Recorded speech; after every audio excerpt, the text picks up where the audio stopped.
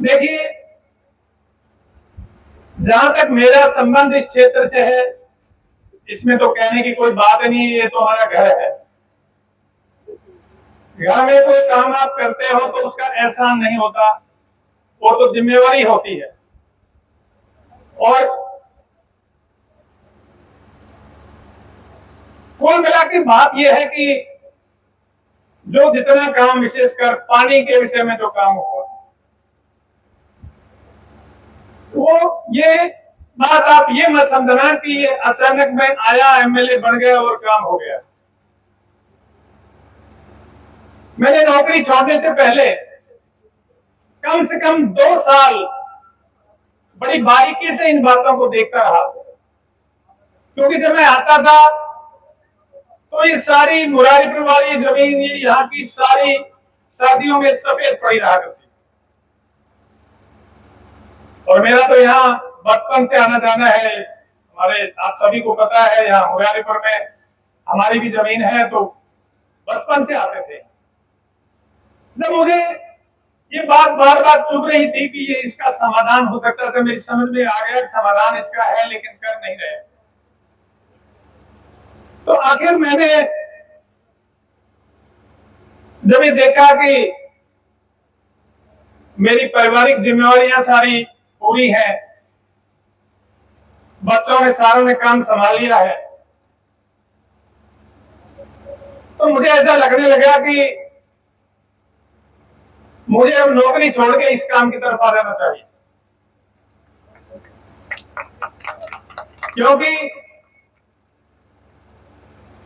मैं आप लोगों के सामने एक बात आज बताना चाहता हूं कि जो सबसे ज्यादा मन में मेरे नौकरी छोड़ने की क्यों आई। एक बार ऐसा हुआ नौकरी छोड़ने से कुछ समय पहले ही कि फरीदाबाद में ही मैं भी और हमारे 2 बच्चे भी वही पोस्टेड थे।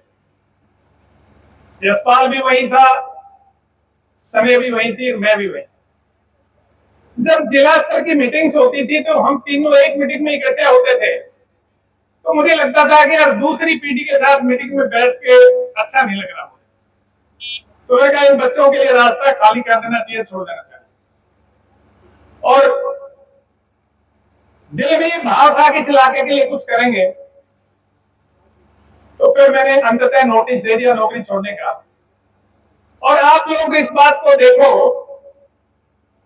कि मैंने एक तरह से अंधे कुएं में छलांग लगाई थी, क्योंकि ना तो ये गारंटी थी कि कोई पार्टी मेरे को टिकट दे देगी, और ना ये गारंटी थी कि टिकट मिलने के बाद में मैं एमएलए बन जाऊंगा, और फिर ये भी गारंटी नहीं थी कि एमएलए में बन गया तो काम करने का मौका मिलेगा कि नहीं मिलेगा। लेकिन जिस तरीके से घटनाओं ने एक दूसरे के बाद में घटनाएं घटी, तो मेरे मन में एक दृढ़ विश्वास हो गया था कि कुदरत मदद कर रही है।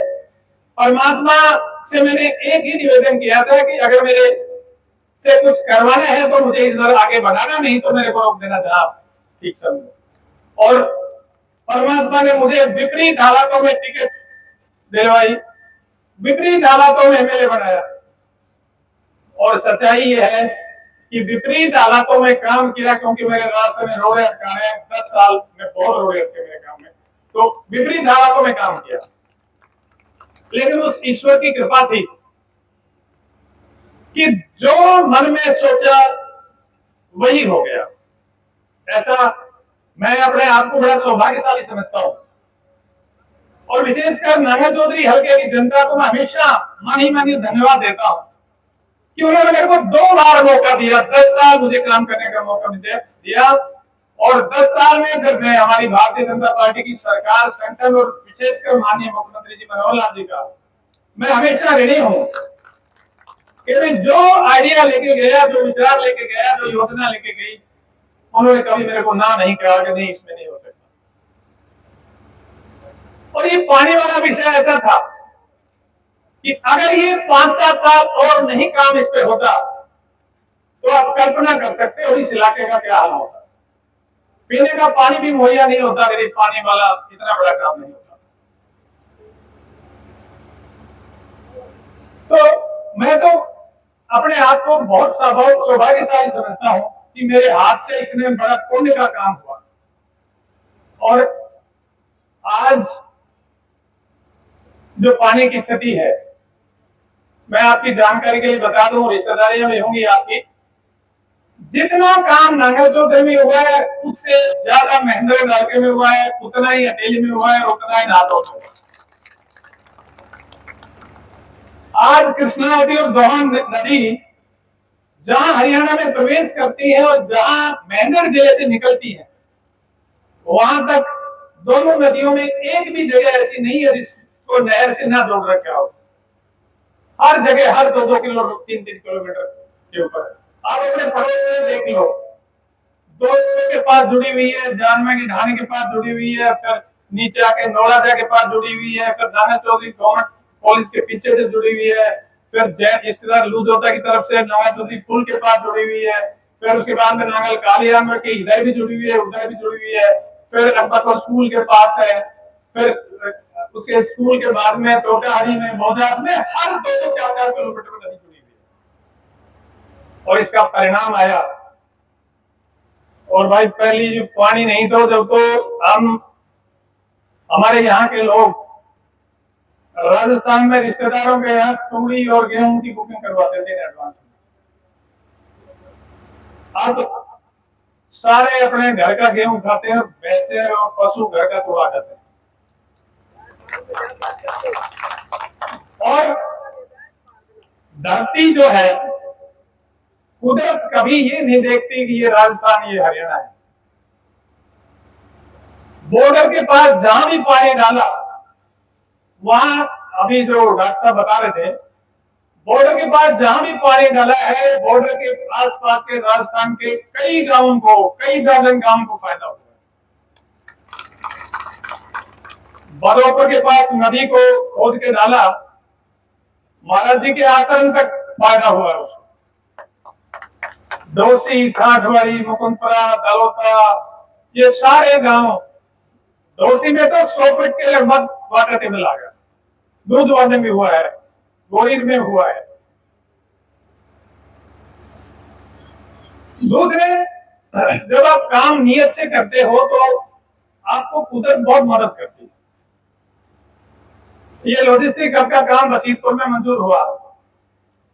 एक बार एक भारत सरकार की संस्था NICDC, उसके MD थे, एक IAS अफसर थे, अलवर के रहने वाले थे, तमिलनाडु काडर के थे। वो देखने के लिए आगे, और DC के यहाँ नारनूल मेरे को DC ने फोन किया कि आपको बुलाया, ये आ रहा है, याद कर रहे हैं। मैं गया तो लॉजिस्टिक हब की साइट दिखाई, वो मेरे को कहने लगे कि इसको कनेक्ट रोड से कहां कनेक्ट करवाओगे। मैंने मंडी के बाद जो स्कूल है वहां लाकर उनको दिखाया कि जी यहाँ इसको जोड़ रहे हैं। फिर मेरे को कहे बहुत अच्छा, इसमें आपको कोई कमी तो नजर नहीं आती है? मेरी एक कमी नजर आती है। बोला क्या? मैंने ये चालू हो जाएगा तो आज की तारीख में सारे के सारा ट्रैफिक जो है वो नागौर शहर के बीच से निकालना पड़ेगा, और वो बहुत मुश्किल हो जाएगा। जब ये हाथ पूरी क्षमता से चलेगा तो लंबी लंबी गाड़ियां आएंगी, बहुत मल्टी एक्सल जो व्हीकल्स है, तो मैं क्या शहर के सारा का सारा जाम हो जाएगा और मुश्किल हो जाएगी व्यवस्था। मेरे कहने का इसका उपाय क्या है? तो हम मांडी की स्कूल के पास खड़े थे, मेरे कहा स्कूल से इधर सीधा नीरपुर के पास एक लिंक मिलवा दो, बार बार बाईपास हो जाएगा। वो कहने लगे DC को कहा भाई आप चिट्ठी लिखो नेशनल हाईवे अथॉरिटी को, क्योंकि नेशनल हाईवे डिक्लेयर हो चुका था। मैंने DC ने चिट्ठी लिख दी, मेरे को काफी भिजवा दी।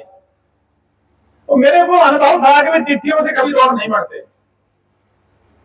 और किस्मत देखिए कुदरत कितनी मदद करती है कि हमारे हरियाणा के ही एक IAS अफसर नेशनल हाईवे अथॉरिटी में, जो भूतल परिवहन मंत्रालय है, उनके सचिव जो टॉप पोस्ट होती है, उस पे उनकी नियुक्ति होगी। और वो मेरे को बहुत प्यार करते थे। मैं उनके पास गया एक दिन, विश्वास करना कि 1 घंटे की मीटिंग में अपने स्टाफ को उन्होंने कह दिया था कि यार हरि सिंह का ये बाईपास करवा दो। और 10वें दिन एक एजेंसी, सर्वे एजेंसी थी, वो सर्वे एजेंसी की टीम 10वें दिन मेरे घर आ गई थी, बोला जी उन्होंने भेजा क्या करवाना बताओ। तो जब आपकी नीयत ठीक होती है तो कहीं से न कहीं सपोर्ट मिल जाती है। डोसी का रोप वे बनाना था, पहले ऊपर रोड बनाने का प्रस्ताव हुआ। मेरे को किसी साथी ने, आप जैसे सुप्रीमकोर्ट ने मेरे को सलाह दी कि रोड मत बना देना, नहीं तो रोड बनाओगे तो पहाड़ को बेच के खा देंगे, तोड़ के आते पहाड़ को, और तू बदनाम हो जाएगा कि इसको पहाड़ को बेच दिया सारा, तोड़वा के सारे पहाड़ को घूमते जाएंगे, बहुत बड़ा पहाड़ तोड़ देंगे। तो रोपवे की बात हुई।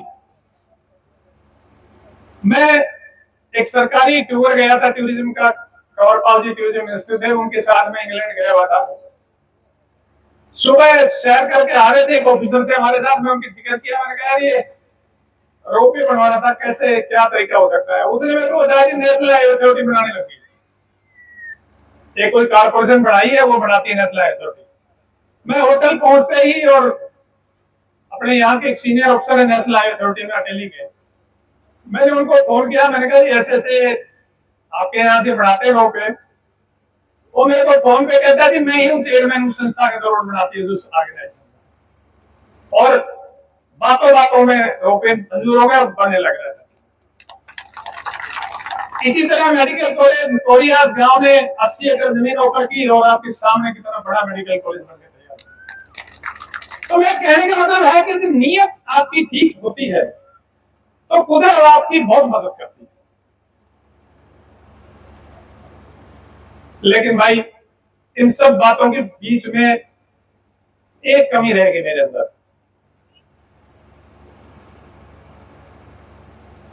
एक तो ये रह गई कि मुझे काम का भूत सवार हो गया, और काम इतने हो गए कि मेहनत जिले में नहीं, पूरे हरियाणा में और आसपास के राजस्थान में चर्चा होने लगी काम के। और मुझे बाद में समझ में आई कि इतने चर्चे बढ़िया नहीं हुआ करते हैं, और इतने दुश्मन बन गए कि जहां से आप कल्पना भी नहीं करते थे वहां से खिलाफत होने लगी। और दूसरी कमी यह थी कि राजनीति दिल से नहीं होती, जो बड़ी राजनीति करते हैं वो दिमाग से करते हैं, और मैंने अपना सारा दिल ही राजनीति में लगाया, क्या मैंने दिमाग से काम नहीं लिया, मैं तो ये कर लो ये कर लो ये कर लो उसमें लगा। चलो जो हुआ हुआ वो तो कोई बात नहीं है। मेरे को तो जहां जाता हूं आप लोगों का प्यार मिलता है, तो मैं तो इस काम से प्रसन्न हूं कि परमात्मा ने मुझे 10 साल बहुत अच्छा मौका दिया। आगे फिर लोग मौका देंगे तो काम कर लेंगे, नहीं तो जितना कर दिया उसी को याद कर करके राजी हो लेंगे। लेकिन मुझे तकलीफ इस बात की है कि मेरी ये हार सिर्फ चुनाव की हार तक रह जाती तो मुझे तकलीफ नहीं होती। अहिरवाल की राजनीति में और विशेषकर महेंद्र जिले की राजनीति में एक नकारात्मकता का कब्जा हो गया। जो प्रोजेक्ट मैंने बड़े पसीने से, बड़ी मेहनत से घूम घूम के लोगों के पास प्रोजेक्ट मैंने बनवाए थे, तैयार किए थे, एक एक प्रोजेक्ट को बर्बाद, जानबूझ के बर्बाद करने की कोशिश की जा रही है। आपके सामने मेडिकल कॉलेज है, 750 करोड़ रुपए मेडिकल कॉलेज में लगे हैं, और मैं आप सबसे निवेदन करूंगा कि आपको असलियत का जब पता लगेगा, आप एक दिन कभी फुर्सत में टाइम निकालकर उस मेडिकल कॉलेज में अंदर हॉस्पिटल में एक चक्कर लगा के देख आओ कि कितना बड़ा हॉस्पिटल बनाया है। 850 बेड का हॉस्पिटल है, 100 से ज्यादा बेड की इमरजेंसी है, सारी सुविधाएं हैं, आधुनिक सुविधाएं, और सीढ़ियों की जगह जो हवाई अड्डों में लगी रहती है ना एक्सीलेटर, वो बिजली की सीढ़ी है, उस पर खड़े हो जाओ और अपने आप ऊपर ले जाएगी, आपको सीढ़ी पे चढ़ने की जरूरत नहीं है। एक लैब से दूसरी लैब पे सैंपल भेजने की जरूरत नहीं, सैंपल वहां रखो, एक मशीन लगी हुई है, उसका जो लैब है उसका नंबर डायल करो, सैंपल अपने आप उठेगा और जाके उस लैब में अपने आप टिक जाएगा। इसी तरह रिपोर्ट वो डालेंगे और अपने आप आ जाएगी रिपोर्ट। बहुत मन से हॉस्पिटल बनाया था, लेकिन खाली खड़खड़ा रहा है सब कुछ, ना स्टाफ है, ना मरीज है, ना सुविधाएं हैं। और हमने इलाके को वायदा किया था कि जयपुर जाने से पीछा छूट जाएगा, पूरा महेंद्रगढ़ जिला, आसपास के जिले और पूरे राजस्थान के आसपास के जिले सबको सुविधाएं होती। लेकिन तकलीफ है कि उसको जानबूझकर पीछे धकेला जा रहा है। इसी तरह लॉजिस्टिक हब हर स्टेज पे उस पर टांगे अड़ाई गई हैं, और जब सारे फेल हो गए, अब उस पर गति से काम चल रहा है, तो एक नया फार्मूला ले आए और बड़े जिम्मेदार व्यक्ति ने एक स्टेटमेंट दी मीडिया के सामने कि इसकी जमीन फरोख्त में भ्रष्टाचार हुआ है। किसान के सरकार के खाते से चेक इशू हुआ है, किसान के खाते में चेक गया सीधा।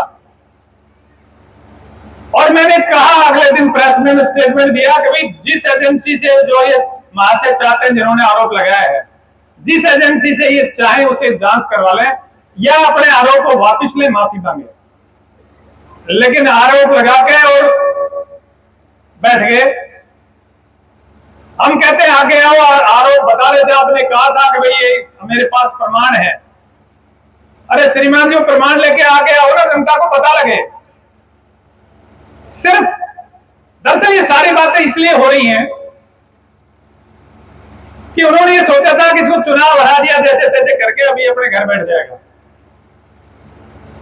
लेकिन भाई मैंने 10 साल काम किया, मेरा नाम लोगों के दिल में लिखा हुआ है।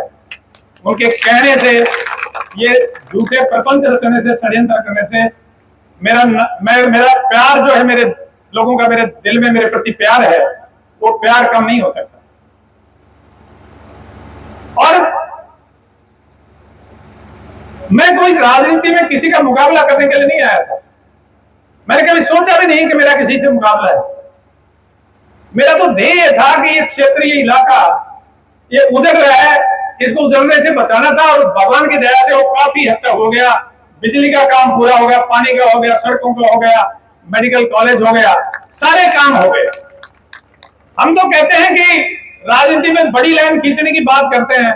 भाई हमने मेडिकल कॉलेज इतना बड़ा बढ़ा दिया, इसको चला दो ना, आपकी लाइन अपने आप ही बड़ी हो जाएगी, किसी को छोटा करने की जरूरत है नहीं।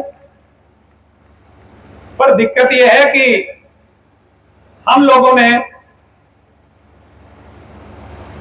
हमारी जागरूकता कम हो गई। हम पहले असली नकली की पहचान कर लिया करते। मुझे एक बात याद आ गई, आजकल के मौसम में जब ज्वार बोने का टाइम आता था ना, चारे के लिए, पशुओं के लिए ज्वार बोते थे, तो बीज तलाश करते थे वे अल्लाह ज्वार को बीज फेंकने से। वो अल्लाह न्यू बोया करता है कि उसमें रस ज्यादा होता था और दौड़ में वो खाली रहा करती, और इतना रस होता था ज्वार में, जब वो शानी काटा करता तो उसमें गंडासे पे जो 2 आदमी, क्यों तो दोनों भाई साथ लग के काटा करते, तो जो आदमी ऐसे चलाता है उसकी तरफ नहीं, जो उधर उल्टा खींचता अपनी तरफ गंडासे को, उसके ऊपर सारी शानी आके गिरा करती, और वो रस कुर्ता पे इतना लग जाया करता, कुर्ता में नीचा से पकड़ के खड़े कर ले तो खड़े हो जाया करता। तो मेरे को 2 कुर्ते याद हैं जो पसीने से खड़े होते थे या रस से। एक तो शानी काटने वाला, और एक हाड़ी का जो सारे दिन हल चलाता था ना गर्मियों में, उनका पीठ पे नमक जैसे फुटाएगा तो पीछा से, और कुड़ को बिल्कुल कट हो जाएगा तो नीचा से पकड़ ले, ऊपर खड़ा हो जाएगा। तो भाई हम अल्लाह बीज ढूंढने की आदत छोड़ दी हमें। हम दौड़ जैसी मिलती है वैसी बो देते हैं। तो भाई दौड़ बोगा तो दौड़ जैसा रिजल्ट आओगे, अल्लाह को बताओ।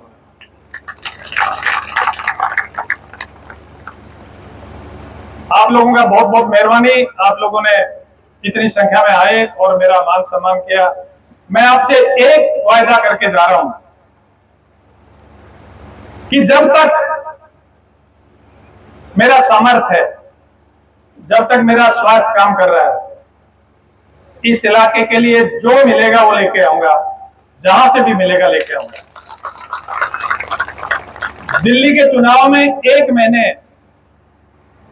दिल्ली रहने का मौका मिला, 3-4 चीजें लेके आया था उस 1 महीने में।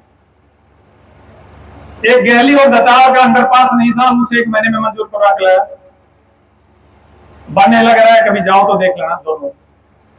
एक ये 2-3 अंडरपास में पानी भरता था, बहुत बड़ा बूढ़वार, नांगलूनिया वगैरह, इनकी सारों की इंप्रूवमेंट मंजूर करवा लिया। एक एक करके काम शुरू हो रहा है। और भाई नारनौल का बाईपास 3 तरफ हो गया था, चौथी तरफ बच गया था।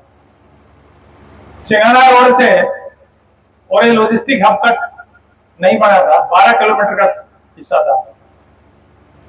तो वो उसी टाइम वो मंजूर करवा के लाया, उसकी पहली नोटिफिकेशन हो गई है।